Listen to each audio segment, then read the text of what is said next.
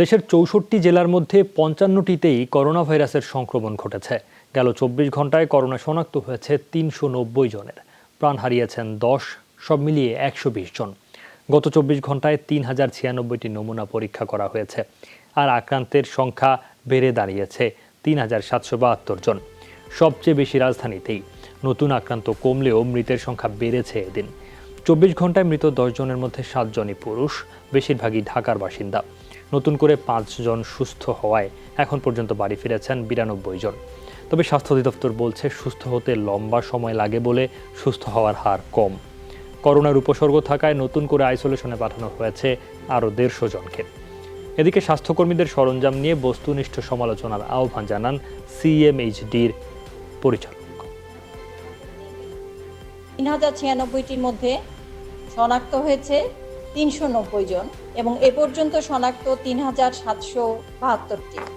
মৃত্যুবরণ করেছেন গত ২৪ ঘন্টায় ১০ জন। অনেক সময় উপসর্গ এবং লক্ষণ নিয়েই তারা ১৪-১৫ দিন পর্যন্ত থাকেন, তারপরে তাদের এই লক্ষণ বা উপসর্গ কমতে শুরু করে এবং প্রায় মাসখানেক সময় লেগে যায় সম্পূর্ণ সুস্থ হতে। আমরা যেগুলো পাঠাচ্ছি সেগুলোর মান যথাযথভাবে আমাদের কারিগরি কমিটি এবং স্বাস্থ্য অধিদপ্তরের কারিগরি কমিটি কর্তৃক সেগুলো পরীক্ষিত করে আপনাকে প্রেরণ করা হচ্ছে। জ্বর শ্বাসকষ্টে আক্রান্ত হয়ে খুলনা, রাজশাহী ও মেহেরপুরে ৩ জন মারা গেছেন। খুলনা মেডিকেল কলেজ হাসপাতালের আইসোলেশন ওয়ার্ডে মারা যান ৪৫ বছর বয়সী এক ব্যক্তি। হাসপাতাল কর্তৃপক্ষ জানায়, গতরাতে জ্বর শ্বাসকষ্ট নিয়ে হাসপাতালে ভর্তি হয়েছিলেন তিনি। অবস্থার অবনতি হলে সেখানেই মারা যান। এরই মধ্যে মৃতের নমুনা সংগ্রহ করেছেন স্বাস্থ্যকর্মীরা। মেহেরপুরের মুজিবনগরে মারা গেছেন একজন, নমুনা সংগ্রহ করা হয়েছে। লকডাউন করা হয়েছে বাড়ি। এছাড়া রাজশাহীতে মৃত্যু হয়েছে একজনের।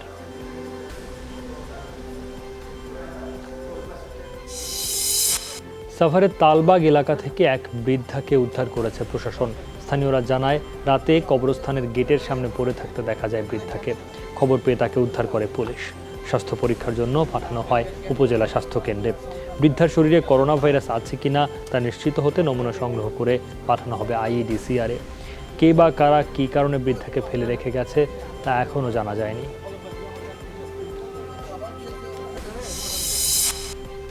করোনা ভাইরাস সংক্রমণ ঠিক কোন পর্যায়ে তা নিয়ে চলছে নানা আলোচনা। তবে সব ছাপিয়ে একটি বিষয় নিশ্চিত, তা হচ্ছে এই সংক্রমণের ঝুঁকি থেকে এখন আর কেউ শঙ্কামুক্ত নয়। বিজ্ঞানীরা বলছেন, উপসর্গ ছাড়াই করোনা ভাইরাস দেহে বহন করছেন এমন সংখ্যার কোনো হিসেব নেই। ঝুঁকি কমাতে আবারও অধিক পরীক্ষার উপর জোর দিলেন জনস্বাস্থ্য বিশেষজ্ঞ ও বিজ্ঞানীরা। তাহলে এর থেকে বাঁচার উপায় কি? উন্নত বিশ্ব যেখানে হিমশিম খাচ্ছে, সেখানে বাংলাদেশের অবস্থান কোথায়? এসব প্রশ্ন উঠে আসে। চিকিৎসকরাই এর ভিতরে আছে, তারাও ঝুঁকিমুক্ত না। সেক্ষেত্রে আমরা যেহেতু এটা সংক্রমিত জায়গায়, বিশেষ করে সব থেকে বাজার, এখান থেকে সংক্রমিত বেশি হওয়ার সুযোগ আছে। আরো সাবধানতা অবলম্বন করা দরকার। এই ধরনের সিদ্ধান্তগুলি আপনাকে ডিসেন্ট্রালাইজ করতে হবে এবং স্পট ডিসিশন নিতে হবে। সার্বিক কাজটাকে 3 ভাগে ভাগ করতে হবে। একটা হলো মেডিকেল অ্যাসপেক্ট, কমিউনিটি লেভেলে কাজ করা। আরেকটা হলো প্রাণ বা এই যে মনে করেন তাদের যেসব দিচ্ছে অনুদান, সেগুলি দেওয়া। রোগ শনাক্ত করে আলাদা করা, চিকিৎসা করা, তার সাথে আমাদের সামাজিক বিধিনিষেধটা মেনে চলাটা যুক্ত করতে হবে। শুধুমাত্র আমি ঘরে বসে থাকলাম তাহলে কিন্তু রোগটা দূর হবে না। যখনই আমি ঘরের বাইরে বেরোবো, আমি রোগে আক্রান্ত করা ছুটে যাব। করোনার কারণে সাধারণ ছুটির মেয়াদ বাড়ছে আগামী ৫ মে পর্যন্ত। জনপ্রশাসন প্রতিমন্ত্রী জানিয়েছেন, সংক্রমণ বিবেচনা করে ছুটি বাড়ানোর সিদ্ধান্ত নিচ্ছে সরকার। এ বিষয়ে প্রজ্ঞাপন জারি করবে জনপ্রশাসন মন্ত্রণালয়। ছুটিকালীন সবাইকে অবশ্যই বাসায় থাকতে হবে। জরুরি প্রয়োজন ছাড়া বাসা থেকে বের হওয়া যাবে না। আর সন্ধ্যা ৬টার পর কেউ বাসা থেকে বের হলে কঠোর আইনি ব্যবস্থা নেওয়া হবে। নিয়ন্ত্রিত থাকবে গণপরিবহন চলাচল, তবে চালু থাকবে জরুরি সেবা। বাংলাদেশ ব্যাংকের নির্দেশনা অনুযায়ী ছুটির সময় সীমিত আকারে ব্যাংকিং সেবাও চালু থাকবে। করোনা ভাইরাসের প্রাদুর্ভাব মোকাবেলায় ২৬ এপ্রিল থেকে ৫ম দফায় বাড়ছে ছুটির সময়সীমা।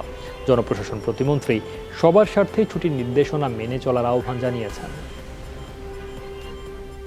ছুটিটা ৫ মে পর্যন্ত এটা বর্ধিত করা হলো। জরুরি প্রয়োজনে কিছু কিছু অফিস আমাদের খোলা রাখবো আমরা। জনপ্রশাসন, তারপর স্বাস্থ্য, এগুলো তো আছেই। আমাদের ত্রাণ, দুর্যোগ, খাদ্য, এগুলো আমাদের জরুরি প্রয়োজন, যখন অফিস খোলা থাকতে পারবে। দুদিন কিছুটা কমার পর 24 ঘন্টায় ফের 7,000 ছাড়ালো করোনা ভাইরাসে মৃত্যুর সংখ্যা। একদিনে যুক্তরাষ্ট্রে আবারও 2,500-এর বেশি প্রাণহানি হয়েছে। বিশ্বজুড়ে মোট প্রাণহানি 1,77,000-এর বেশি। 25 লাখ ছাড়িয়েছে আক্রান্তের সংখ্যা। এরই মাঝে করোনা নিয়ে চীনের বিরুদ্ধে মামলা করল মার্কিন রাজ্য মিজৌরি। যদিও এই মামলাকে হাস্যকর বলে মন্তব্য করেছে চীন। আর মানব শরীরে প্রথমবার পরীক্ষামূলক টিকার প্রয়োগ করতে যাচ্ছে ব্রিটেন। পূর্ণোদ্যমে ফিরবে আমেরিকা। দেশের 20টি রাজ্যের সরকার এই বিষয়ে সম্মতি প্রকাশ করেছে, কারণ সেখানে 40% কর্মজীবী মার্কিনীর বসবাস। তারা সম্পূর্ণ সুরক্ষা বজায় রেখেই কাজে ফিরবেন। এরই মধ্যে পেচেক প্রোটেকশন প্রোগ্রাম এবং হেলথ কেয়ার অ্যাক্ট পাশ করেছে সিনেট।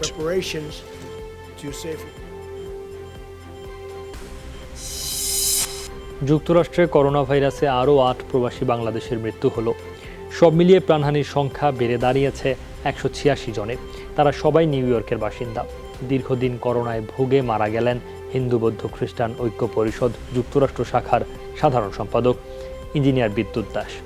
এছাড়া অন্যান্যরা হলেন নিউ ইয়র্কের সিরাজুল ইসলাম, 84 বছর বয়সী আব্দুর রাজ্জাক, প্রবাসী বাংলাদেশি শফি হায়দার।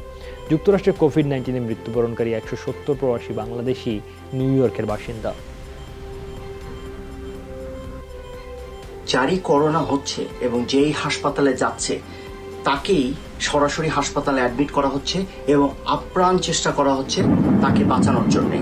এবং পরবর্তীতে সেই রোগীটি যখন কোনো বিল পাচ্ছে বা কোনো কিছু পাবে ভবিষ্যতে, তার প্রতিটি বিল মাফ হয়ে যাবে, মওকুফ হয়ে যাবে। করোনা পরিস্থিতির মধ্যেই ভারতের দিল্লিতে তাবলিগ জামাতে অংশ নেয় 16 বিদেশি সহ 29 জনকে আটক করেছে পুলিশ। আটক বিদেশিরা ইন্দোনেশিয়া ও থাইল্যান্ডের নাগরিক। মঙ্গলবার এলাহাবাদে অভিযান চালিয়ে তাদের আটক করা হয়। পুলিশ বলছে, গেল মাসে দিল্লির নিজামুদ্দিনে তাবলিগ জামাতে অংশ নেন এই ব্যক্তিরা। তথ্য গোপন করে বিদেশিদের আশ্রয় দিয়েছিলেন এক শিক্ষক। ভারতে করোনা আক্রান্তের সংখ্যা 20,000 ছাড়িয়েছে। প্রাণ গেছে প্রায় 650 মানুষের। এবার ভারতের রাষ্ট্রপতি ভবনে ধরা পড়ল করোনা ভাইরাসের সংক্রমণ। ভবন কমপ্লেক্সেই বসবাস করা এক পরিচ্ছন্নতা কর্মীর পুত্রবধূর নমুনা কোভিড-19 পজিটিভ আসে। এই খবর প্রকাশের পর রাষ্ট্রপতি ভবনের কর্মরত 125 কর্মকর্তা কর্মচারীর পরিবারকে আইসোলেশনে রাখা হয়েছে। সব মিলিয়ে আইসোলেশনে ওই কমপ্লেক্সের 5 শতাধিক মানুষ। করোনা সতর্কতায় 130 কোটি মানুষের দেশ ভারত 40 দিন ধরে লকডাউনে আছে। 3 মে শেষ হওয়ার কথা লকডাউনের মেয়াদ। করোনা সতর্কতার মধ্যেও দিন দিন বাড়ছে ভিড় রাজধানীর পথে ঘাটে। আইনশৃঙ্খলা বাহিনীর তৎপরতার পরও খুব একটা পরিবর্তন হচ্ছে না পরিস্থিতির। চানখারপুর এলাকায় সকালে তল্লাশি চৌকি বসায় র্যাব। বাইরে থেকে উড়াল সড়ক দিয়ে রাজধানীতে প্রবেশকারীদের পড়তে হয় জেরার মুখে। লকডাউন এলাকা থেকে রাজধানীতে প্রবেশের দায়ে গাড়ি জব্দ ও কয়েকজনকে অর্থদণ্ড দেয় ভ্রাম্যমাণ আদালত। অনেক এলাকার কাঁচাবাজারে দেখা গেছে মানুষের ভিড়। নির্দেশনা মানার ব্যাপারে এখনও উদাসীন অনেকে। পুরো রাজধানী জুড়েই ছিল মানুষের অপ্রয়োজনীয় চলাফেরা। চিকিৎসকরা বলছেন, মহামারীর বিস্তার রোধে ঘরে থাকার বিকল্প নেই।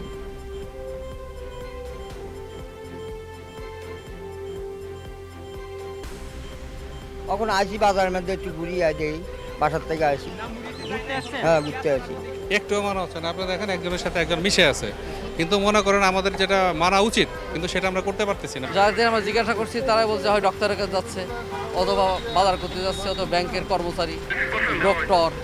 যার জন্য একটু বেশি দেখা যাচ্ছে। জনকে সচেতনতামূলক কথা বলছি, তারা যাতে ডিস্টেন্স বজায় রাখে। আমরা জানি যে নারায়ণগঞ্জ জেলা লকডাউন, তারপরে কিন্তু সেই নারায়ণগঞ্জ থেকে বেশ কিছু গাড়ি দেখলাম এখানে চলে আসছে এবং কোনো জরুরি প্রয়োজন ছাড়া। আজকে আমরা 3টা গাড়ি জব্দ করেছি। যে গাড়িগুলি নারায়ণগঞ্জ থেকে এখানে আসছেন লকডাউন অমান্য করে, এই সমস্ত গাড়িগুলো জব্দ করেছি। বিভিন্ন জেলায়ও নির্দেশনা অমান্য করে ঘোরাফেরা করছেন অনেকে। এতে বেগ পেতে হচ্ছে আইনশৃঙ্খলা রক্ষাকারী বাহিনীর সদস্যদের। জেলা ও বিভাগীয় শহরগুলোতে সকাল থেকে সমাগম দেখা গেছে। অযথা যারা ঘোরাঘুরি করছেন তাদের কঠোরভাবে নিষেধ করা হচ্ছে। এর মাঝে অনেকে নানা অজুহাতে বের হচ্ছেন। বিশেষ করে বাজার এলাকায় মানা হচ্ছে না শারীরিক দূরত্ব নিশ্চিতের এই নির্দেশনা। এই নির্দেশনা অমান্য করলে কঠোর আইনানুগ ব্যবস্থা নেওয়া হবে বলে জানানো হয় প্রশাসনের তরফে। চট্টগ্রামে সরকারি নির্দেশনা এখনও মানছেন না সাধারণ মানুষ।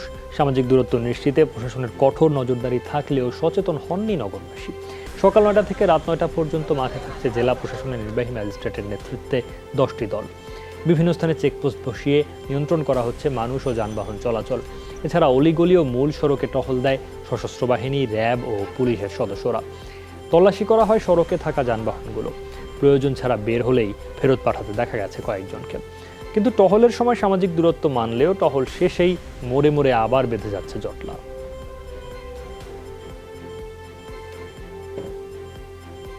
প্রথম দিকে যে পরিস্থিতিটা আমরা দেখেছিলাম তার চেয়ে একটু ইমপ্রুভ করেছে।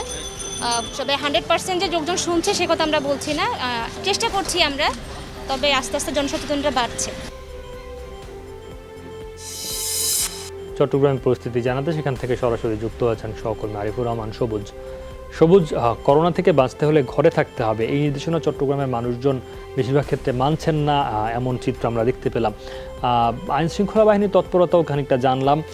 দিনের এই শেষ সময় অর্থাৎ 6টার যে বিধিনিষেধ সেটি পেরিয়ে যাওয়ার পর রাস্তাঘাটের চিত্র কেমন দেখছেন?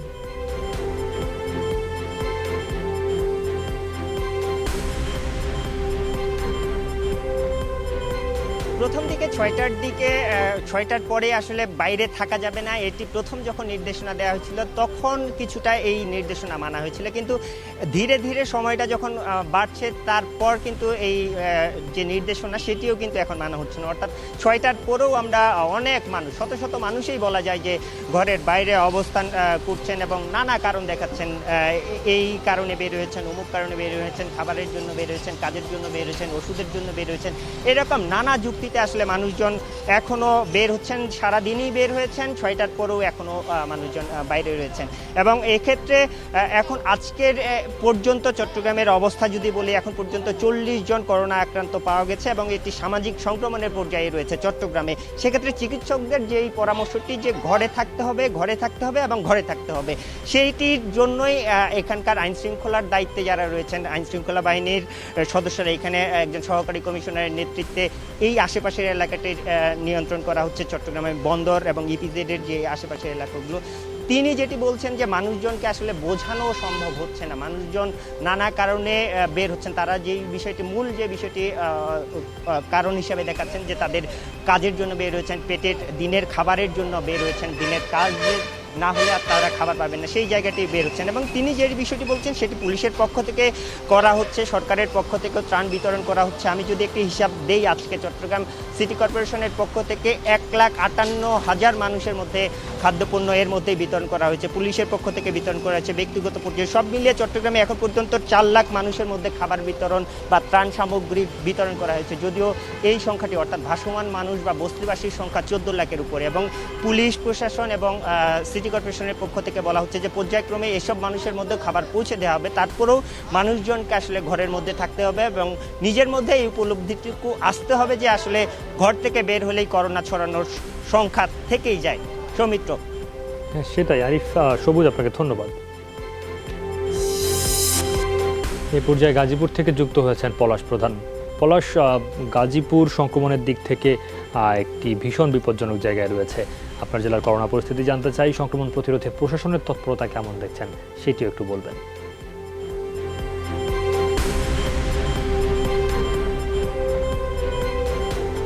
সৌমিত্র, প্রশাসনের কথাটা বারবারই বলে আসছি, তারা কিন্তু পর্যাপ্ত পরিমাণে কিন্তু অভিযান করছে এবং সচেতন করার জন্য রাত দিন মাঠ পর্যায়ে তারা পরিশ্রম করে যাচ্ছে। বিশেষ করে একটি তথ্য আমরা পেয়েছি এবং সরজমিনে গিয়েও পেয়েছি, সেটি হচ্ছে যে বাজারগুলো রয়েছে এবং কলকারখানা, শিল্প কারখানা যেগুলো রয়েছে, পোশাক কারখানা, সেগুলো কিন্তু স্থানীয় পর্যায়ে নেতাকর্মীদের মাধ্যমে এক প্রকারে বলা চলে যে ক্ষমতা প্রয়োগ করে তারা কিছু কিছু কারখানা চালু রেখেছে। আর যেই কারণে কিন্তু এই করোনার প্রাদুর্ভাব বাড়ছে বলে মনে করছে গাজীপুরবাসী। আর আজকে সকালে কিন্তু গাজীপুর জেলা প্রশাসকের নেতৃত্বে, নির্বাহী ম্যাজিস্ট্রেটের নেতৃত্বে দুটি কারখানাকে 50,000 টাকা জরিমানা করা হয়েছে। এটি মূলত তারা এই যে গাজীপুর যে লকডাউন করেছে সেই লকডাউন অমান্য করার কারণে কিন্তু মূলত এই 50,000 টাকা জরিমানা করা হয়েছে।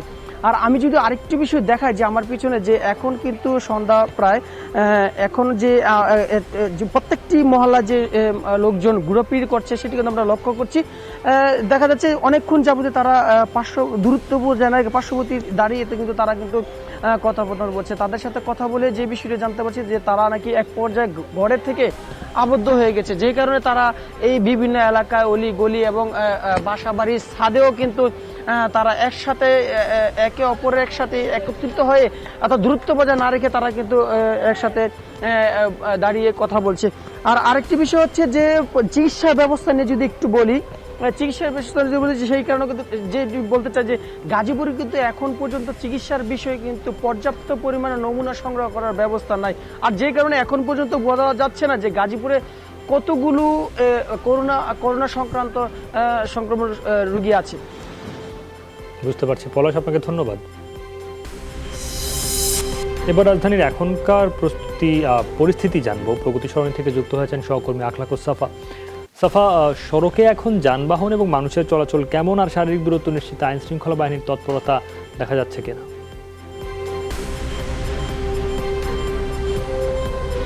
সৌমিত্র, আপনি নিজেই দেখতে পাচ্ছেন যান চলাচল কিন্তু কিছুটা কমে এসেছে, কিন্তু মানুষজনের চলাচল কিন্তু কমেনি। যতটা চলাচল করছেন তার চেয়ে বেশি মানুষজন কিন্তু জটলা হয়ে আছেন। হ্যাঁ, আমি এর কারণগুলো যেটি কিছুক্ষণ আগে থেকে কথা বলছিলাম, কেউ নামাজে বেরিয়েছেন একটু দেরি করেই ফিরে যাচ্ছেন, কেউ কোনো একটা কিছু কিনতে এসেছিলেন কিন্তু একটু দেরি করেই ফিরে যাচ্ছেন বাসায়। অর্থাৎ অনেক দিন ধরে লকডাউনে থাকতে থাকতে তারা এক ধরনের বিরক্তির কথা বলছিলেন, কিন্তু এই যে এই ভয়াবহতাটাও আবার তারা বুঝতে পারছেন। একটি বিষয়, দোকানপাট কিন্তু এর মধ্যে বন্ধ হয়ে যাওয়ার কথা, কিন্তু আমরা দেখতে পেয়েছি দোকানপাট বাহির থেকে আসলে বন্ধ মনে হলেও ভেতর থেকে কিন্তু বন্ধ নয়। অনেকেই কিন্তু আপনি দেখতে পাচ্ছেন যে গলি যেগুলো রয়েছে, গলির ভিতরে যে দোকানগুলো, সেই দোকানগুলো কিন্তু কিছুটা শাটার উঠিয়ে তারা এখনো পর্যন্ত খোলা রেখেছেন, এবং এই জায়গাগুলোকে কেন্দ্র করেই কিন্তু এক ধরনের জটলা তৈরি হচ্ছে। এছাড়া রাস্তায় যারা দুস্থ মানুষজন রয়েছেন তারা তো আছেনই, তারা এখনো পর্যন্ত অবস্থান করছেন। অর্থাৎ মানুষজন বাজার করে যাওয়ার সময় তারা যদি কিছু একটা সাহায্য পান সেটি। আর আপনি আইন শৃঙ্খলা রক্ষাকারী বাহিনীর যে তৎপরতা জানতে চাচ্ছিলেন, সেটি যদি বলি, কিছুক্ষণ আগেও পুলিশের একটি টহল গাড়ি যখন এদিক দিয়ে গিয়েছে তখন আমরা দেখেছি যে মানুষজন সবাই মোটামুটি দৌড়ে তারা আশপাশের অলিগলিতে ঢুকে গিয়েছেন, এবং যখনই পুলিশের টহল শেষ হয়ে যায় তখনই কিন্তু মানুষজন বেরিয়ে আসেন।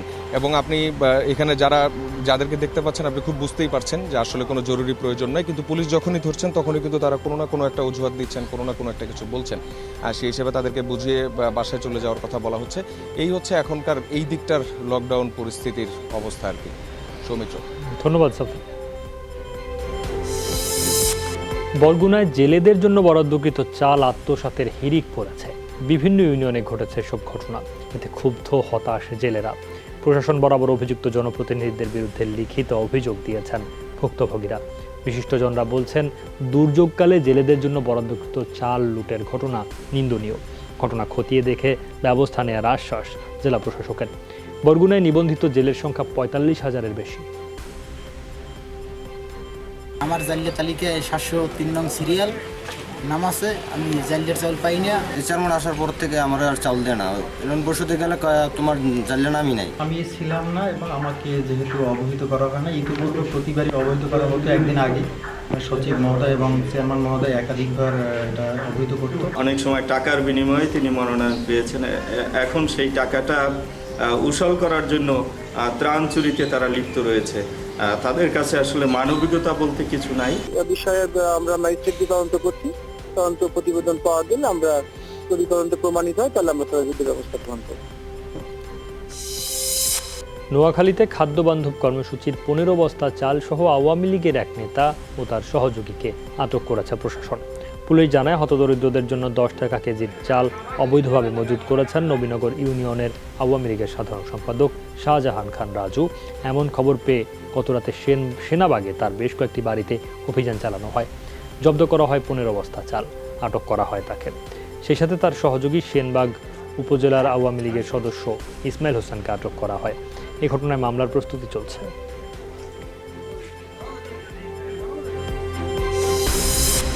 করোনার দুর্যোগকালে ত্রাণের দাবিতে ঝিনাইদহ ও গাইবান্ধায় বিক্ষোভ করেছেন কর্মহীন মানুষেরা। ঝিনাইদহের শৈলকুপায় উপজেলা পরিষদের সামনে বিক্ষোভ করেন স্থানীয়রা। তাদের অভিযোগ, ঝাউদিয়া আশ্রয় প্রকল্পে 320টি দুস্থ পরিবার বসবাস করে। করোনা মহামারীতে ব্যক্তি কিংবা সরকারি উদ্যোগে কোনো রকম খাদ্য সহায়তা পাননি তারা, তাই পেটের তাগিদে বাধ্য হয়ে নামতে হয়েছে রাস্তায়। পরে উপজেলা পরিষদ ত্রাণের আশ্বাস দিলে পরিস্থিতি নিয়ন্ত্রণে আসে। এদিকে বিক্ষোভ কর্মসূচি অনুষ্ঠিত হয়েছে গাইবান্ধায়। সাদুল্লাপুর উপজেলার ফরিদপুর ইউনিয়ন পরিষদের সামনে অবস্থান নেন বিক্ষোভকারীরা। দাবি জানান, করোনা মোকাবেলায় খাদ্য সামগ্রী সহ নিত্য প্রয়োজনীয় সামগ্রী দেয়ার। এ সময় তারা কার্যালয়ের দরজা জানালা ভাঙচুর করেছেন বলে অভিযোগ পাওয়া গেছে।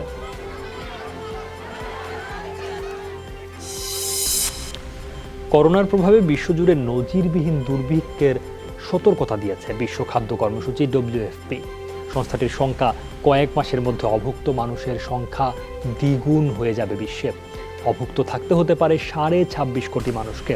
খাদ্য সংকট প্রবল হলে শুধু ক্ষুধার কারণে প্রায় 3 কোটি মানুষের মৃত্যুর আশঙ্কা WFP-র। ভয়াবহ মানবিক বিপর্যয় এড়াতে বিশ্ব সম্প্রদায়ের প্রতি দ্রুত পদক্ষেপ নেওয়ার আহ্বান জানিয়েছে সংস্থাটি।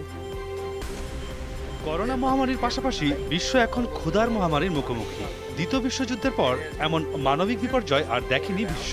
কেবল করোনা ভাইরাসের প্রভাবেই আরও 13 কোটি মানুষকে অনাহারে থাকতে হতে পারে। ফলে বিশ্বে অভুক্ত মানুষের সংখ্যা দাঁড়াবে 26.5 কোটি। করোনা সতর্কতায় যেভাবে লকডাউন চলছে তাতে আগামী 3-4 মাসের মধ্যেই অনেকের হাতে টাকা ফুরিয়ে যাবে, আর টাকা না থাকলে অনেকেই মারা যাবে। পরিস্থিতি সবচেয়ে খারাপ হলে অন্তত 36 দেশে দুর্ভিক্ষ দেখতে পারি আমরা। তবে 10টি দেশের অবস্থা খুবই খারাপ। চলছে সব খবরই ZSRM। ছোট্ট একটা বিরতি নিচ্ছে, ফিরছে একটু পর, সাথেই থাকুন। ভারতের বিভিন্ন রাজ্যে আটকে পড়া আরও 233 বাংলাদেশি গত দুদিনে বেনাপোল চেকপোস্ট হয়ে দেশে ফিরেছেন। ইমিগ্রেশন পুলিশ জানায় বিশেষ ব্যবস্থাপনায় এসব যাত্রীকে দেশে ফিরিয়ে আনা হয়েছে। বেশিরভাগই ভারতে চিকিৎসার জন্য গিয়ে লকডাউনে আটকা পড়েছিল। চেকপোস্টে প্রতিটি যাত্রীকে সতর্কতার সাথে স্বাস্থ্য পরীক্ষা করা হয়েছে। পরে 14 দিন তাদের প্রাতিষ্ঠানিক কোয়ারেন্টাইনে রাখার জন্য বেনাপোল পৌরসভার কমিউনিটি সেন্টার ও ঝিকরগাছার একটি মাদ্রাসায় নেওয়া হয়। তবে যাদের শরীরে উচ্চ তাপমাত্রা পাওয়া গেছে তাদেরকে যশোর সদর হাসপাতালের প্রাতিষ্ঠানিক আইসোলেশনে রাখা হয়েছে। করোনা ভাইরাসের কারণে আজ তৃতীয় দফায় ভারতের চেন্নাইয়ে আটকে পড়া 164 বাংলাদেশিকে ফিরিয়ে আনছে US বাংলা এয়ারলাইন্স। বিকেল 3:30টায় চেন্নাই থেকে তৃতীয় দফায় আটকে পড়া যাত্রী হযরত শাহজালাল আন্তর্জাতিক বিমানবন্দরে পৌঁছায় US বাংলা এয়ারলাইন্সের বিশেষ ফ্লাইট।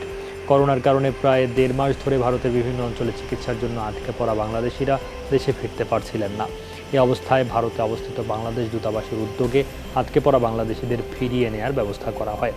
আগামী 24 ও 25 এপ্রিল চেন্নাই থেকে ঢাকায় আরও 2টি ফ্লাইট পরিচালনা করবে US বাংলা। গণস্বাস্থ্য কেন্দ্রকে করোনা আক্রান্ত ব্যক্তির রক্তের নমুনা সংগ্রহের অনুমতি দিয়েছে স্বাস্থ্য অধিদপ্তর। চূড়ান্ত পরীক্ষার পরই কিটগুলো হস্তান্তর করা হবে বলে জানিয়েছেন গণস্বাস্থ্য কেন্দ্রের ট্রাস্টি ডাক্তার জাফরুল্লাহ চৌধুরী। তিনি বলেন, 12 এপ্রিল করোনা আক্রান্ত ব্যক্তির রক্তের নমুনা সংগ্রহ করে তা পরীক্ষা করার অনুমতি চেয়ে আবেদন করেন তারা। আজ সেই অনুমতি মিলেছে। ডাক্তার জাফরুল্লাহ চৌধুরী বলেন, এখন কিট উৎপাদন করে তা হস্তান্তর করার কোনো বাধা থাকলো না গণস্বাস্থ্য কেন্দ্রের। আগামী 25 এপ্রিল বিভিন্ন সরকারি সংস্থার কাছে করোনা পরীক্ষার কিট হস্তান্তর করা হবে বলে জানান তিনি।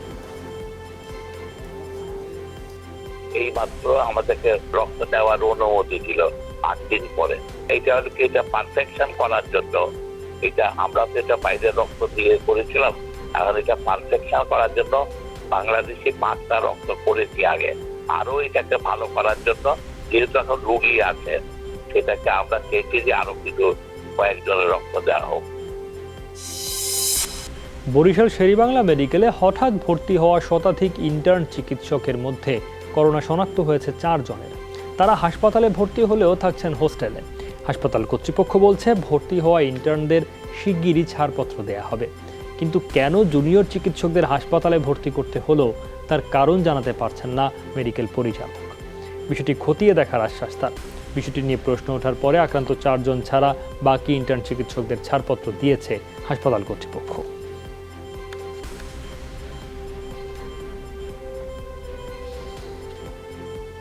আরেকজন আর এসেছে অলরেডি, তাদের মধ্যে এখনো আলহামদুলিল্লাহ ওরকম কোনো ধরনের সিভিয়ারিটি দেখা দেয়নি। যদি সিভিয়ারিটি দেখা দেয় অবশ্যই আমরা পরিচালক মহোদয়ের সাথে যোগাযোগ করব এবং ওনার সাথে যোগাযোগ করে আমরা যেটা করণীয় সেটা অবশ্যই করব। আমরা চাচ্ছিলাম তাদের ভর্তি করে ওখানে আর কি কোয়ারেন্টাইনে নিয়ে যাওয়ার জন্য, কিন্তু তারা আসলে হোস্টেল থেকে লিভ করেনি, তারা কোথাও কমফোর্ট ফিল করতেছে না, যার ফলে আমরা যে তাদের যে ভর্তি করছি সেই নামগুলো আজকে কেটে দেবো। শুধুমাত্র ডক্টরস বা নার্স নয়, কোনো সাধারণ জনগণের কিন্তু উপসর্গ দেখা না দিলে অথবা টেস্টের মাধ্যমে শনাক্ত না হলে কিন্তু হসপিটালে ভর্তি হওয়ার কোনো প্রয়োজন নেই, কারণ ভর্তিটা কিন্তু তার জন্য কোনো সমাধান নয়। যথাযথ কর্তৃপক্ষের সাথে আলোচনা করব বিষয়টি সম্পর্কে, যে কী আসলে তাদের অভিপ্রায় বা তারা কী করতে চায়।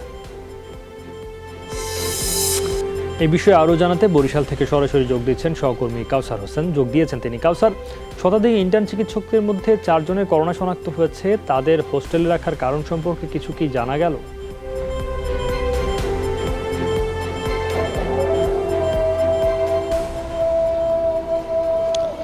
সৌমিত্র, যে 4 জন আক্রান্ত হয়েছে তার মধ্যে 3 জনকে হোস্টেলে রাখা হয়েছে এবং 3 জনকে কিন্তু আলাদা আলাদা হোস্টেলে রেখে আলাদা রুমে তাদের আসলে আইসোলেট করা হয়েছে এবং হাসপাতাল কর্তৃপক্ষ বলছে যে তাদেরকে যেভাবে রাখা হয়েছে তাতে করোনা সংক্রমণের কোনো ভয় নেই। আশেপাশে আসলে যদি কেউ থাকেও সেক্ষেত্রে সে বলা হচ্ছে যে তাদের খাবার, ঔষধ সবই কিন্তু আলাদা করে দেওয়া হয়েছে এবং তারা বলছেন যেমনটা যে আইসোলেশন কেন্দ্রে অর্থাৎ শেরেবাংলা মেডিকেল কলেজ হাসপাতালের যে করোনা ইউনিট রয়েছে যেখানে অন্যান্য রোগীদের রাখা হয়, সেখানে যেভাবে চিকিৎসা দেওয়া হতো হসপিটালের যে তাদের যে মেডিকেল কলেজের যে হোস্টেল রয়েছে সেখানে একইভাবে তাদেরকে রাখা হয়েছে এবং এর কারণ হিসেবে তিনি বলছেন যেমন আসলে হোস্টেলগুলো যখন লকডাউন করেই দেওয়া হয়েছে তখন বাইরে থেকে যাওয়ার কারো সুযোগ নেই, এজন্যই তাদেরকে সেখানে রাখা হয়েছে এবং যারা রয়েছেন তারা আসলে গত মাসের 22 তারিখে তারা ইন্টার্ন চিকিৎসক হিসেবে যোগ দিয়েছেন, অর্থাৎ তারা মাত্রই শিক্ষা জীবন শেষ করলেন এবং তারা সবাই কিন্তু নবীন চিকিৎসক। এর জন্য তাদের মধ্যে যাতে কোনো ভীতিকর পরিস্থিতির সৃষ্টি না হয় এজন্যই কিন্তু আসলে তাদেরকে হোস্টেলে রেখে চিকিৎসা দেওয়া হচ্ছে এবং সেখানে কিন্তু সব ধরনের সহযোগিতা করা হচ্ছে বলে মেডিকেল কলেজ হাসপাতাল কর্তৃপক্ষ বা কলেজ কর্তৃপক্ষ তারা কিন্তু সবাই কিন্তু নিশ্চিত করেছেন এবং আশেপাশে যারা তাদের সংস্পর্শে আসার সম্ভাবনা রয়েছে তাদেরকে বা বিগত দিনে যারা তাদের সংস্পর্শে এসেছিলেন তাদেরকে কিন্তু পর্যায়ক্রমে তাদের নমুনা সংগ্রহ করে পরীক্ষা করা হচ্ছে। সৌমিত্র। কাউসার, আপনাকে ধন্যবাদ। সহকর্মী আমির হোসেন স্মিথ যুক্ত হয়েছেন নারায়ণগঞ্জ থেকে। স্মিথ, নারায়ণগঞ্জে এখন পর্যন্ত কতজন করোনা রোগী শনাক্ত হয়েছেন আর আক্রান্তদের চিকিৎসা সেবা কতটা নিশ্চিত হয়েছে?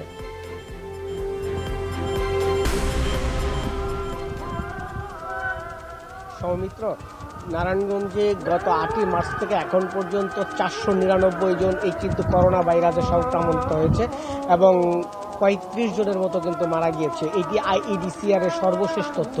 এছাড়া নানা উপসর্গ নিয়ে ইতিমধ্যে কিন্তু আরও অনেক কয়েকজন মারা গেছেন, কিন্তু তাদের কোনো নমুনা পরীক্ষা করা হয়নি, কিন্তু করোনার উপসর্গ তাদের মধ্যে ছিল। তবে নারায়ণগঞ্জের যে চিকিৎসা ব্যবস্থা সেটি কিছুটা নাজুক বলাই চলে, কারণ নারায়ণগঞ্জের IEDCR এর সহযোগিতা নিয়ে Narayanganj civil surgeon office, city corporation থেকে নিয়মিত নমুনা সংগ্রহ করা হচ্ছে রোগীদের, কিন্তু যেই আকারের নিয়মিত যেই গতিতে নমুনা সংগ্রহ করা হচ্ছে সেটি খুবই ধীরগতি বলে স্থানীয় লোকজন কিন্তু অভিযোগ করেছেন, যারা করোনার উপসর্গ নিয়ে বিভিন্ন বাড়িঘরে অবস্থান করছেন। তারা বলছেন যে প্রতিদিন 3 থেকে 400 জনের নমুনা যদি সংগ্রহ করা যেত সেই সংখ্যা কিন্তু আরও অনেক গুণ বেড়ে যেত। যেহেতু নমুনা পরীক্ষার সংখ্যা কম হচ্ছে সেই কারণে কিন্তু সংক্রমণের পরিস্থিতিও কিন্তু কিছুটা কমের দিকেই রয়েছে। তবে নারায়ণগঞ্জে গত এই কয়েকদিনে যে পরিমাণ রোগী শনাক্ত হয়েছে তার আরও অনেক বেশি রোগী শনাক্ত হতো যদি পরীক্ষা বিশ্ব স্বাস্থ্য সংস্থার বিধি মোতাবেক যদি পরীক্ষাটা বেশি হতো। আরেকটি বিষয় জানিয়ে রাখি যে খানপুর 300 শয্যা হাসপাতালে যে আইসোলেশন ওয়ার্ডে এখন পর্যন্ত 16 জন রোগী ভর্তি আছে, তাদের চিকিৎসা সেবা চলছে। তবে আইসিইউ ওয়ার্ড এবং টেস্ট ল্যাব এখন স্থাপন করা হয়নি, কিন্তু তারা দ্রুত গতিতে সেই কাজটি চলছে। সৌমিত্র। ধন্যবাদ আপনাকে। নড়াইলের লোহাগড়া স্বাস্থ্য কমপ্লেক্সের 4 চিকিৎসক সহ 5 জন করোনা আক্রান্ত বলে জানিয়েছেন সিভিল সার্জন। তিনি জানান সকালে কোভিড-19 পজিটিভের বিষয়টি নিশ্চিত হওয়া যায়। এর আগে 8 জনের নমুনা সংগ্রহ করে পরীক্ষার জন্য যশোরের ল্যাবে পাঠানো হয়েছিল। এদের মধ্যে 4 জন স্বাস্থ্য কমপ্লেক্সের চিকিৎসক এবং 1 জন স্টাফের করোনা পজিটিভ। তাদের সবাইকে নিজ নিজ বাসায় রেখে চিকিৎসা দেওয়া হচ্ছে বলে জানিয়েছেন সিভিল সার্জন। ঘটনার পর থেকে লোহাগড়া উপজেলা লকডাউনের ঘোষণা দেয় প্রশাসন।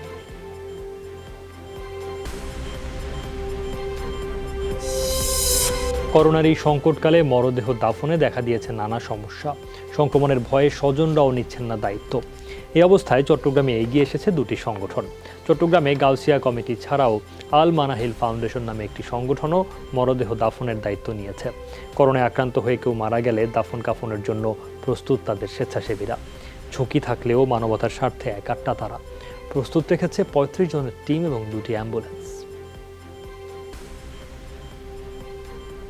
মেডিসিন দিয়ে ধোয়ার পর পিপি দিয়ে পলিথিন দিয়ে প্যাকেটিং করে বাস ওইখানে নিয়ে দাফন করতে হবে। আমরা নিজেরাই সম্পূর্ণ কাজটা করে পরে আমরা এক পাশে গিয়ে কাপড়গুলি খুলে আমরা ওগুলো জ্বালিয়ে ফেলি। যেহেতু এটা একটা ইমানি যুদ্ধ, তো এই যুদ্ধে এটা আমরা মানুষের পাশে দাঁড়ানোর চেষ্টা করতেছি। একজন মুসলিম মারা গেলে তাকে দাফন কাফনের ব্যবস্থার দায়িত্বটা আমরা নিয়েছি দেশের সূত্রে। ডাক্তার যদি সুরক্ষা সরঞ্জাম ব্যবহার করে চিকিৎসা দিতে পারে, একই সরঞ্জাম ব্যবহার করে আমরা কেন দাফন কাফন করতে পারবো না? এই দাবিটা আমরা তুলেছি এবং বিভিন্ন ভিডিও বক্তব্য ছেড়েছি।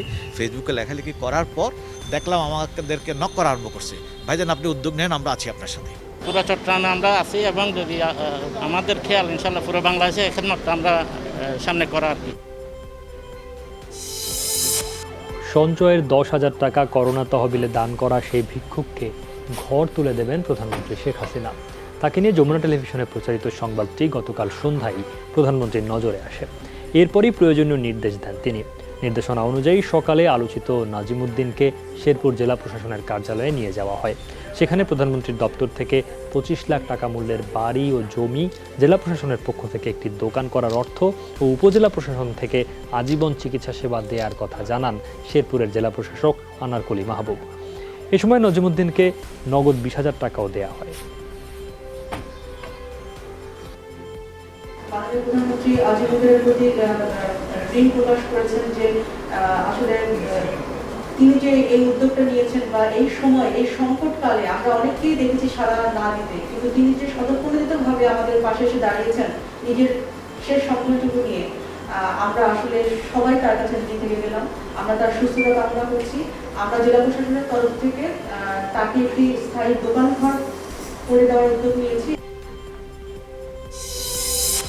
ঢাকার রমনায় অতিদরিদ্রদের মাঝে খাবার বিতরণ করেছে বাংলাদেশ সেনাবাহিনী। বুধবার গ্রিন হাউস বাজার বস্তির বাসিন্দাদের খাবার বিতরণ করা হয়। বাংলাদেশ সেনাবাহিনীর 56 ইস্ট বেঙ্গল রেজিমেন্টের পক্ষ থেকে অতিদরিদ্রদের এ খাদ্য সহায়তা দেওয়া হয়। সেনাবাহিনীর সদস্যদের জন্য বরাদ্দকৃত রেশনের একটি অংশ দরিদ্রদের মাঝে বিতরণ করেন তারা। করোনা মহামারীর কারণে সৃষ্ট দুর্যোগে অনেক মানুষ এখন কর্মহীন। তাদের কাছে পর্যায়ক্রমে খাদ্য সামগ্রী পৌঁছে দেওয়া হচ্ছে। ঢাকা সহ দেশের বিভিন্ন জায়গায় সেনাবাহিনী ত্রাণ বিতরণ কাজে সহযোগিতা করছে। আমরা প্রত্যেকটা ঘরে ঘরে গিয়ে ত্রাণ বিতরণ করছি। আমাদের মাননীয় প্রধানমন্ত্রীর যে নির্দেশনা যে মানুষের ঘরে ঘরে ত্রাণ বিতরণের জন্য আমরা পৌঁছে যাচ্ছি, এইভাবে আমরা আমাদের কার্যক্রম পরিচালনা করছি। এই ত্রাণটা আমরা মেইনলি কিন্তু আমাদের নিজেদের ব্যবহার করা যে রেশন ছিল সেখান থেকে আমরা উদ্বৃত্ত করেছি। নিজেদের রেশন থেকে রাঙামাটিতে হতদরিদ্রদের ত্রাণ দিয়েছে সেনাবাহিনীর সদস্যরা। সকালে জেলার দুর্গম বরকল উপজেলার মিতিঙ্গাছড়ি, শুভলং সহ দুর্গম এলাকায় দুস্থদের মধ্যে চাল, আটা, পেঁয়াজ ও ডাল বিতরণ করা হয়। এই সময় জরুরি প্রয়োজন ছাড়া ঘর থেকে বের হতে নিষেধ করেন সেনা সদস্যরা। করোনা সংক্রমণ থেকে বাঁচতে দেয়া হয় বারবার হাত ধোয়ার পরামর্শ। আমরা সবসময় দুস্থ মানুষের পাশে ছিলাম, এখনও আছি। এই জন্যই আমরা আমাদের ব্যক্তিগত যে রেশনটা আমরা প্রাপ্য সেনাবাহিনী থেকে, সেই রেশনেরই কিছু অংশ আমরা বাঁচিয়ে এটি দুস্থ মানুষের মধ্যে আমরা বিতরণের চেষ্টা করছি। করোনা দুর্যোগে খাগড়াছড়ির দুর্গত এলাকায় ত্রাণ সামগ্রী পৌঁছে দেওয়ার কার্যক্রম অব্যাহত রেখেছে সেনাবাহিনী। সকালে গুইমারা উপজেলার বিভিন্ন এলাকায় চলে এই কার্যক্রম। হতদরিদ্র শতাধিক পরিবারের ঘরে ঘরে পৌঁছে দেওয়া হয় চাল, ডাল, তেল সহ নিত্য প্রয়োজনীয় দ্রব্য। সেই সাথে বিতরণ করা হয় মাস্ক সহ সুরক্ষা সরঞ্জাম। এ সময় সেনাবাহিনীর গুইমারা রিজিয়ন কমান্ডার জানান, সাধারণ মানুষের স্বাস্থ্য সুরক্ষায় কাজ করছে সরকার। সবাইকে সরকারি বিধিনিষেধ মেনে চলার আহ্বান জানান তিনি। আমরা সেনাবাহিনী এখানে পাহাড়ে যারা দূর দূরান্তে আছেন, যারা সহজে তেমন কোনো সাহায্য পাচ্ছেন না, তাদেরকে সাহায্য করার জন্য আমাদের নিজেদের যে আমাদের রেশন আছে সেখান থেকে কিছু অংশ বাঁচিয়ে এদেরকে সাহায্য করার জন্য নিয়ে এসেছি এবং এদেরকে দেওয়ার চেষ্টা করছি।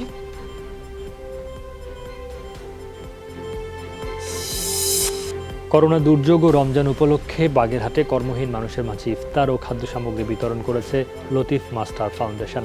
সকালে শহরের ভিআইপি রোডস্থ শাহপাড়া এলাকায় 1000 পরিবারের মাঝে এই খাদ্য সামগ্রী বিতরণ শুরু হয়। সাথে ছিল হ্যান্ড স্যানিটাইজার ও সুরক্ষা সরঞ্জামও। রাঙামাটি পৌর এলাকায় দুস্থদের মধ্যে ত্রাণ বিতরণ করা হয়েছে। সকালে কাঁঠালতলী সরকারি বিদ্যালয়ে খাদ্য সামগ্রী বিতরণের উদ্বোধন করেন স্থানীয় সংসদ সদস্য দীপঙ্কর তালুকদার। এই সময় জেলা আওয়ামী লীগের সাধারণ সম্পাদক মুসা মাতব্বর, জেলা পরিষদের চেয়ারম্যান বৃষকেতু চাকমা সহ উপস্থিত ছিলেন আরও অনেকে। আয়োজকরা জানান, প্রায় 1300 হতদরিদ্রের বাড়িতে পর্যায়ক্রমে ত্রাণ পৌঁছে দেওয়া হবে। আসন্ন রমজানকে সামনে রেখে চট্টগ্রাম প্রেস ক্লাবের সদস্যদের মাঝে শুরু হয়েছে ইফতার সামগ্রী বিতরণ কার্যক্রম। এই কার্যক্রমে সহযোগিতা করেছে এস আলম গ্রুপ। চট্টগ্রামে প্রেস ক্লাবের পিএইচপি ভিআইপি লাউঞ্জে প্রেস ক্লাব সভাপতি আলী আব্বাসের হাতে ইফতার সামগ্রী তুলে দেন এস আলম গ্রুপের চেয়ারম্যান সাইফুল আলম মাসুদের একান্ত সচিব আকিজউদ্দিন। এ সময় প্রেস ক্লাবের জ্যেষ্ঠ সদস্যরা উপস্থিত ছিলেন।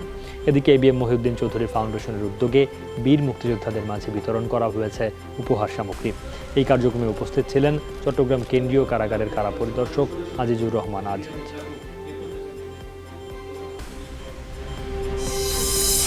গণমাধ্যম কর্মীদের প্রণোদনা দেওয়ার দাবি জানিয়েছেন বিএনপির সাংগঠনিক সম্পাদক রুহুল কুদ্দুস তালুকদার দুলু। সকালে নাটোরে বিভিন্ন গণমাধ্যমের কর্মীদের মাঝে পিপিই বিতরণকালে এক ভিডিও বার্তায় তিনি কথা জানান। দুলু বলেন, পৃথিবীর অধিকাংশ মানুষ যখন ব্যক্তিগত সুরক্ষায় ঘরে থাকছেন তখন সংবাদকর্মীরা ঝুঁকি নিয়ে কাজ করছেন, পরিবেশন করছেন সংবাদ। তাই তাদের সুরক্ষায় প্রণোদনা ও আর্থিক সুরক্ষার ব্যবস্থা করা উচিত। দুলু আরও বলেন, সরকার বিভিন্ন খাতে প্রণোদনা দিচ্ছে, তাই গণমাধ্যমকেও এর আওতাভুক্ত করা উচিত।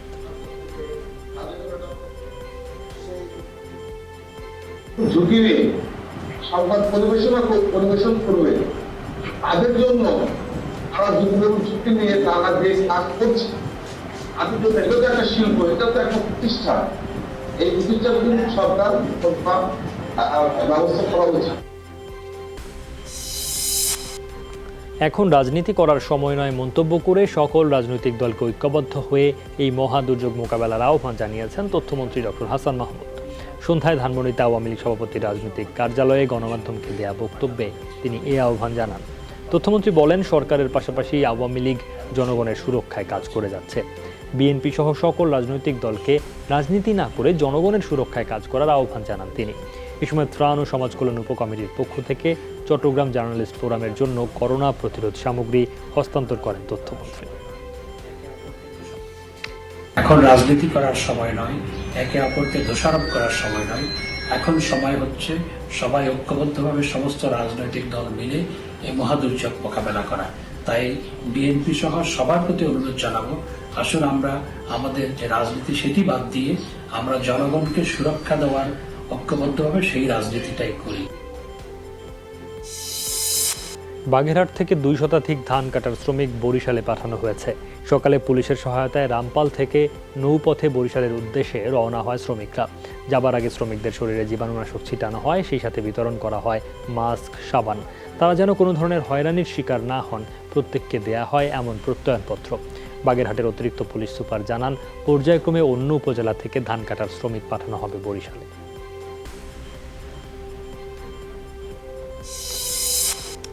বোরো মৌসুমে 9,36,000 হেক্টর জমিতে ধানের আবাদ হয়েছে হাওড়ের 7 জেলায়।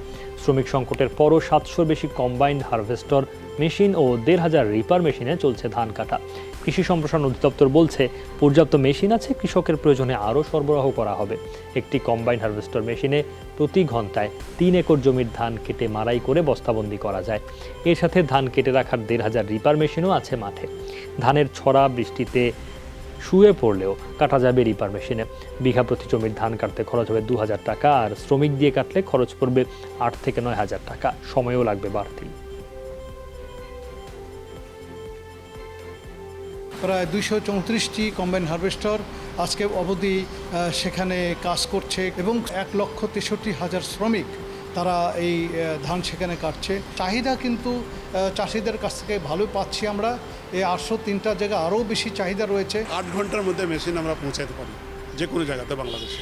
এরকম আমাদের নেটওয়ার্ক আছে, যেভাবে প্রিপারেশন আছে রেডিলি কিন্তু 1,300 থেকে 1,400 কম্বাইন হারভেস্টার রেডিলি অ্যাভেলেবল সম্ভব। আর পাইপলাইনে তো প্রায় সবগুলো কোম্পানি কিন্তু এই সমস্ত কম্বাইন হারভেস্টার কিন্তু কন্টিনিউসলি আনতে আছে এবং গভর্নমেন্টের সাপোর্ট পাচ্ছে। মেশিনগুলোকে এমনভাবে টেস্টেড করা হয়েছে, এমনভাবে অ্যাডাপ্ট করা হয়েছে যে বাংলাদেশের সাধারণ একজন রিক্সা ড্রাইভার যারা ব্যাটারি চালিত আপনার রিক্সা চালায়, তারাও কিন্তু একটু ট্রেনিং পেলে কিন্তু এটাকে চালাতে পারে। করোনা দুর্যোগে শ্রমিক সংকটের কারণে গোপালগঞ্জ ও গাজীপুরে কৃষকদের ধান কেটে দিচ্ছেন ছাত্রলীগের নেতাকর্মীরা। সকালে গোপালগঞ্জের কোটালীপাড়া বিলে কর্মসূচি শুরু করেন তারা। উপজেলা ছাত্রলীগের সাধারণ সম্পাদক জানান, 11টি ইউনিয়নে ধান কাটার জন্য দলের 45 জন করে 11টি টিম করা হয়েছে। করোনা ক্রান্তিকালে হতদরিদ্র ও বর্গা চাষিদের বিনা পারিশ্রমিকে ধান কেটে দেবেন তারা। এদিকে গাজীপুরের চানখিল টেব বিল এলাকায় পাকা ধান কাটার কার্যক্রম শুরু হয়েছে। টঙ্গী সরকারি কলেজ ছাত্রলীগের উদ্যোগে এই আয়োজন। নেতারা জানান, প্রধানমন্ত্রী শেখ হাসিনার নির্দেশে পর্যায়ক্রমে আরও অনেকের ধান কেটে দেয়া হবে।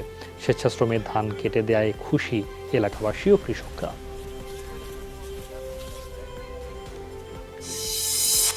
কর্মীদের বেতন ভাতা পরিশোধ নিয়ে দুশ্চিন্তায় ব্রোকারেজ হাউস ও মার্চেন্ট ব্যাংক কর্তৃপক্ষ। পরিস্থিতি মোকাবেলায় বিশেষ প্রণোদনা চান তারা। অন্তত 6 মাসের পরিচালনা ব্যয়ের সমান অর্থ বরাদ্দ দেওয়ার দাবি ব্রোকারেজ হাউস মালিকদের। একই সাথে লেনদেনের ওপর অগ্রিম আয়কর এবং হিসাব নবায়ন ফি মওকুফের দাবিও জানিয়েছেন ডিএসসি কর্তৃপক্ষ। সংকট কাটাতে পুঁজিবাজারে প্রণোদনা দিতে হবে, না হলে অনেক ব্রোকার হাউস বন্ধ হয়ে যেতে পারে। তাই এ বিষয়ে নিয়ন্ত্রক সংস্থারই তৎপর হওয়া উচিত বলেও মন্তব্য করেন সংশ্লিষ্টরা। পুঁজিবাজার বন্ধ থাকায় পুঁজিবাজার মধ্যস্থতাকারী প্রতিষ্ঠানের কোনো প্রকার আয় নেই, কিন্তু তাদের পরিচালনা ব্যয় ঠিকই বহন করতে হচ্ছে। সিকিউরিটিজ কমিশন বন্ধ, সিডিবিএল বন্ধ এবং সরকারি বন্ধের কারণে আমাদের স্টক এক্সচেঞ্জ বন্ধ। ফলে ব্রোকারেজ হাউসগুলো বন্ধ হয়েছে এবং তাদের আয় রোজগারও শূন্যের খাতায়। ফলে আমরা আমাদের এই যে অপারেশনাল এক্সপেন্স, এটা কী করে চালাবো, কী করে এটা মেনটেন করবো, সেটা আমার জন্য একটা বিরাট একটা কঠিন প্রশ্নের সম্মুখীন আমরা হয়েছি। প্রণোদনের ব্যবস্থা না করা হলে অনেক প্রতিষ্ঠান হয়তো বন্ধ হতে পারে বা অনেক লোক চাকরি হারাতে পারে। প্রতিটি ব্রোকারেজ হাউসের যে অপারেশনাল এক্সপেন্স আছে, সেই পরিমাণে একটি টাকা 6 মাসের জন্য আমরা আপৎকালীন একটি সহযোগিতা সরকারের কাছে চাইব। পরবর্তীতে আমাদের আর্থিক সামর্থ্য অনুযায়ী আমরা আগামী 2 বছরে এটা মাসিক কিস্তিতে পরিশোধ করব। চলছে সব খবর উইথ জেডএসআরএম। ছোট্ট আরও একটা বিরতি, ফিরছে একটু পর, সাথে থাকুন। আবারও স্বাগত, দেখছেন সব খবর উইথ জেডএসআরএম। নৌপথে পণ্য সরবরাহ অব্যাহত রাখা ও শ্রমিকদের সুরক্ষার নির্দেশ দিয়েছে নৌপরিবহন মন্ত্রণালয়। সকালে সচিবালয়ে নির্দেশ দেন প্রতিমন্ত্রী খালিদ মাহমুদ চৌধুরী। বিভিন্ন জেলায় লকডাউন ও সাধারণ ছুটির কারণে নৌপথে পণ্য পরিবহন সংকট সৃষ্টি হয়েছে বলে বৈঠকে তুলে ধরেন কার্গো ভ্যাসেল ও কন্টেইনার মালিকদের দুটি সংগঠন। এতে মালিকদের ক্ষতির পাশাপাশি অনেক শ্রমিক বেকার জীবনযাপন করছেন বলে জানান তারা। এক্ষেত্রে 4% সুদে সরকারের কাছে 1000 কোটি টাকা প্রণোদনা দাবি করেন মালিকরা। আনলোডের পয়েন্টে আমাদের খুবই সমস্যা হচ্ছে, প্রায় মাত্র 10% আমাদের আনলোড হচ্ছে। জাহাজ বসে আছে অলসভাবে, প্রায় 2-3 মাস যাবৎ একটা করে ট্রিপ হয় এবং আমরা তার কাছে 1000 কোটি টাকা আমরা বিশেষ করে এই মুহূর্তে আমরা অনুদান দেওয়ার জন্য আমরা অবশ্যই সরকারকে এই বিষয়ে অবহিত করব এবং শ্রমিকদের প্রোটেকশনের ব্যবস্থা অবশ্যই করতে হবে। করোনা সংক্রান্ত যথাযথ প্রোটোকল অনুসরণ করেই আমাদের কর্মকাণ্ড সচল রাখব। লকডাউনের মধ্যেই পঞ্চগড়ে চলছে নদী খনন, আর এই কাজের জন্য নিষেধাজ্ঞা অমান্য করে অন্য জেলা থেকে আনা হয়েছে শ্রমিক। প্রকল্প এলাকায় বহিরাগতরা মানছেন না শারীরিক দূরত্ব বজায় রাখার নির্দেশনা। এতে করোনা সংক্রমণের ঝুঁকিতে স্থানীয়রাও। শ্রমজীবীরা বলছেন, সরকারের চাকা ঘোরাতেই ঘর ছাড়তে বাধ্য হয়েছেন তারা। তবে বাইরে থেকে শ্রমিক আনার অভিযোগ অস্বীকার করেন সাব ঠিকাদার। দাবি বিধিনিষেধ মেনেই চলছে সব। এ বিষয়ে কথা বলতে রাজি হননি পানি উন্নয়ন বোর্ডের কেউ। ঘটনা খতিয়ে দেখে ব্যবস্থা নেওয়ার আশ্বাস পুলিশের। প্রায় 48 কোটি টাকা ব্যয়ে নদীর 30 কিলোমিটার খননে উদ্যোগ নেওয়া হয়েছে।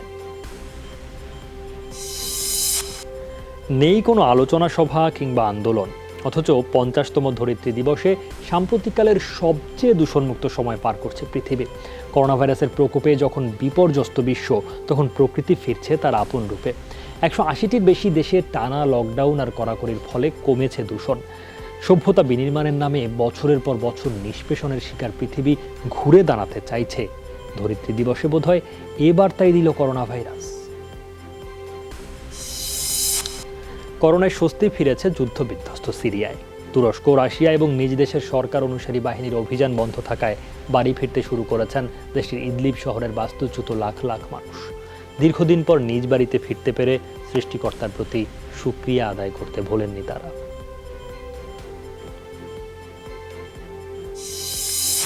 লকডাউন কিছুটা শিথিল হওয়ার পরপরই সেলুনে গিয়ে চুল কাটার হিড়িক পড়েছে ইউরোপের দেশ ডেনমার্কে।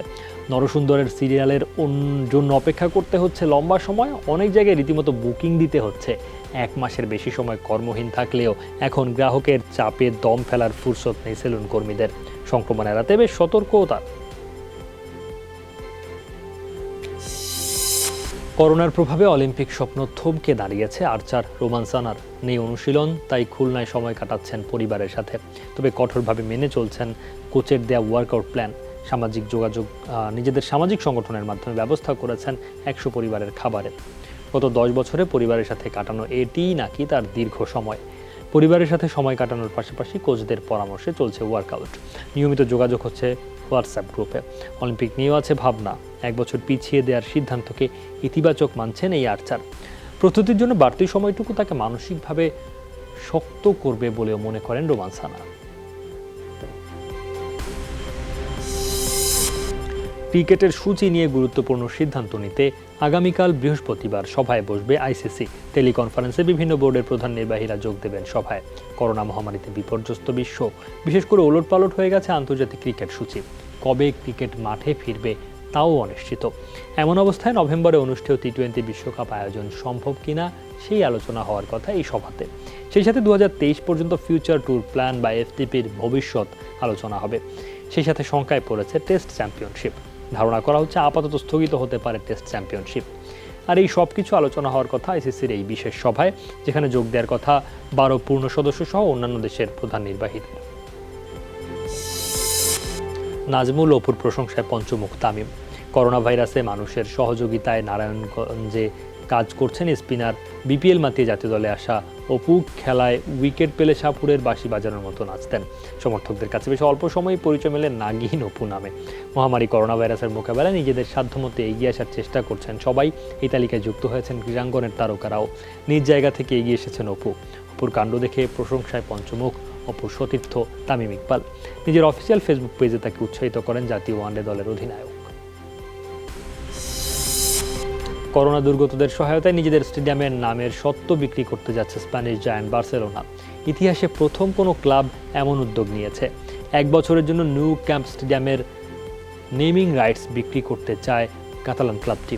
99,000 দর্শক ধারণ ক্ষমতার স্টেডিয়ামটি বার্সেলোনা তৈরি করে 1957 সালে।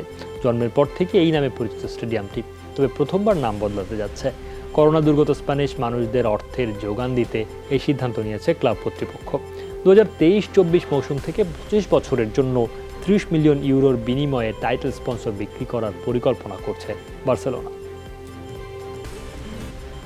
এই ছিল আজকের সব খবর উইথ জেডএসআরএম। যে কোনো সংবাদ সবার আগে জানতে চোখ রাখুন যমুনা টেলিভিশনে। ভিজিট করুন আমাদের website, Facebook page, YouTube channel. Log in করুন www.jomuna.tv, ফেসবুক/যমুনা টেলিভিশন, YouTube/যমুনা টিভি বিডি। এতক্ষণ সাথে থাকার জন্য সবাইকে ধন্যবাদ।